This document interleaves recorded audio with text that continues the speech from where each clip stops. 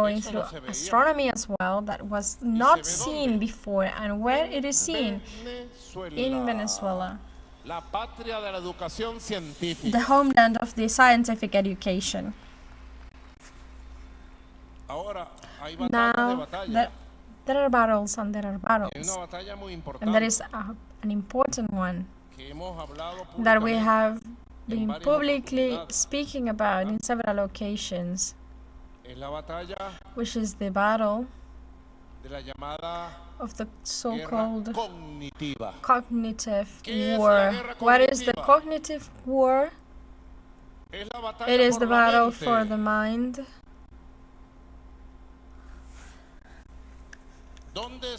Where it is where are the youth educated, especially when they arrive at the age of 12 and 13, some called adolescents. I enter in this debate and I asked to be renamed by constructions, because the boy and girl are constructing their personalities. That is a debate. I'm going to put it in aside. But I speak about this very much with Celia. The cognitive war, you listen to this term of cognitive war, which is the new war to colonize the minds and dominate the world on behalf of imperialism, the Zionist enterprises and multimillionaires of the world.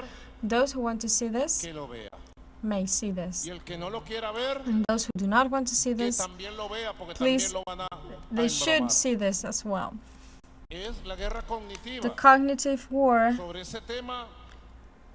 On this behalf, we have been studying. I brought a lot of books. I'm studying them.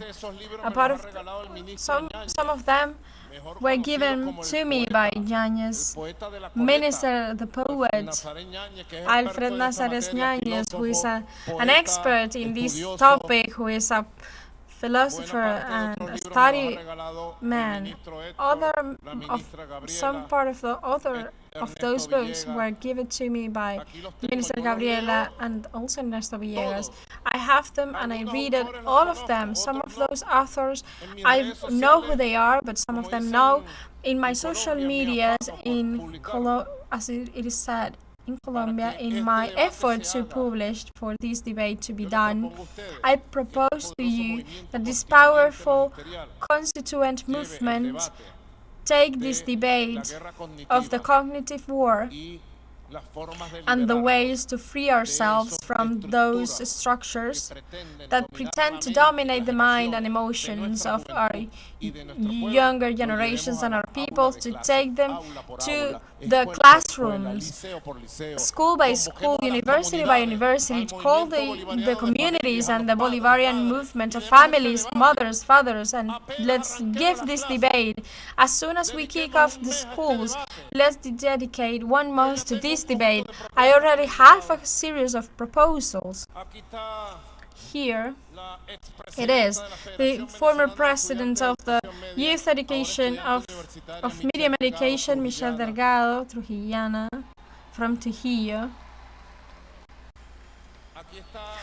Here it is, also one of the presidents from Maracaibo. Also the vice president, the current vice president from Caracas. She's a young girl. These young women and men brought to me several proposals. I have a group of a menu of options for decisions. But I want to hold a debate first with that constituent force in the universities, in the communes, in the movements of social communications, in the think tanks of the communes, in science academy, in the working class, in farmers, in the people of food, a great debate of how Venezuela is facing and is defeating and is freeing from the cognitive war imposed by the imperialism and international enterprises and multimillionaires who today dominate the 100% of social medias that are the instruments of the cognitive war. How much effort does a mother or a father to educate their boys and girls, their children? How much effort do you make in schools? And they say that you should combine families with the teachers, the schools, for that boy or girl write his path to be educated, to be formed, to be a young man of good and a young woman of good. And then this bandit arrives and fills the mind of them of so much hatred. Am I lying? They are poisoning the mind of humanity with anti-values. They are promoting supremacist, religious supremacist, racial supremacists that despise of the humble, the hatred against people with disabilities, with suicidal tendencies, with permanent depression, and video games. About that, no one is speaking about this. The Great Mission. Young Venezuela needs to attend this topic because we integrated gamers in everywhere, and young boys and women get into those video games and no one knows what they are seeing. Of course, it is a good tool, a good technological tool to enjoy themselves for leisure. It is good, it is cool. But also behind this, how much message of war and violence and intolerance and hatred, how much fear they provoke in young women and men.